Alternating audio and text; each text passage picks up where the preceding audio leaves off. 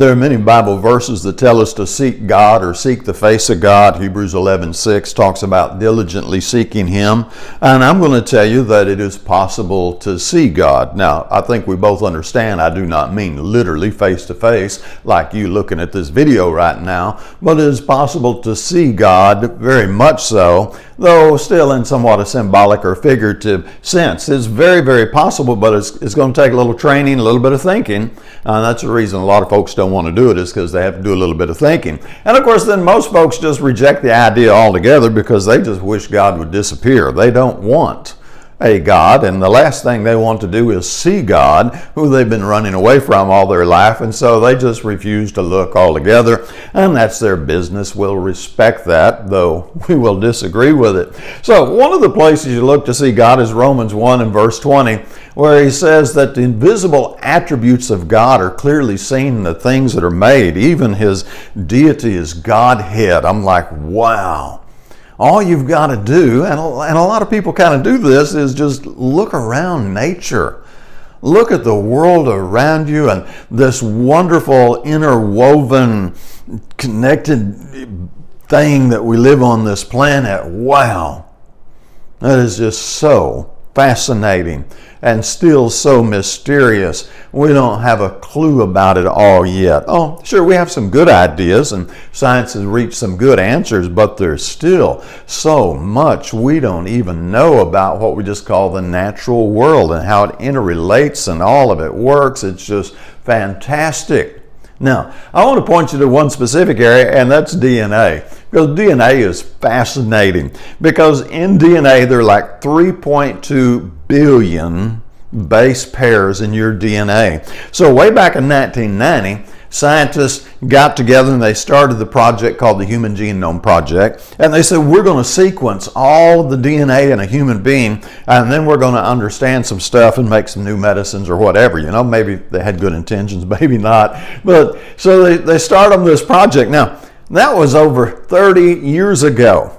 So we've had the greatest computers available to science. We've had the greatest minds in science. We've had some of the smartest people all over the globe working in various teams and networking together. And we still have not sequenced the entire human genome. Now I know the media says that we have. But if you'll read the small print and dig into it a little deeper, you'll find out that we have not. We have not sequenced the DNA in the Y chromosome. We've gotten about halfway there in 30 years. Now that's another area to go and look at. You can Google all that. It's kind of interesting. And this is a fantastic project. I don't mean to insult that project at all. I would insult the media a little bit, but I don't mean to insult the project. The science is awesome. Here's my point. If we've had 30 plus years to try to sequence the DNA, and we hadn't even got the job done yet with the best mind and the best technology available to us, then what does this tell you about the intelligence that put all of this DNA together? Of course, I know some folks want to say, well, it just accidentally happened. It was just a fortuitous event. Those are the people that refuse to see God. They don't want to see God there. They're not going to allow God there. They don't want nothing to do with God. They've already made up their mind, which is really closed, isn't it, that there is no God. But other people are going, wow, wait a minute. This sure is an awful complicated system.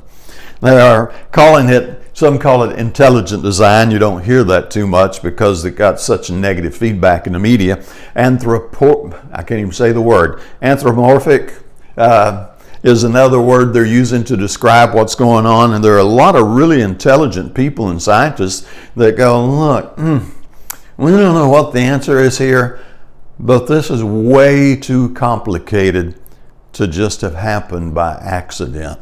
I'm going, right, do you think? So you have your DNA to look at, and so many zillion examples if you'll start searching for it. And then you got the folks that are like the Pharisees, though. They have Jesus right there, and they see miracles they cannot deny, and they go, yeah, but he's not the Son of God. He did that by Beelzebub. What do you do with people like that? I don't know. I don't have the answer for that. But I do know that if you want to see God, then you can look around and you can see God in more places than you ever thought possible. And it's kind of awesome. So a little bit of something to think about. I encourage you to do your own research into this field. And as always, have a great day.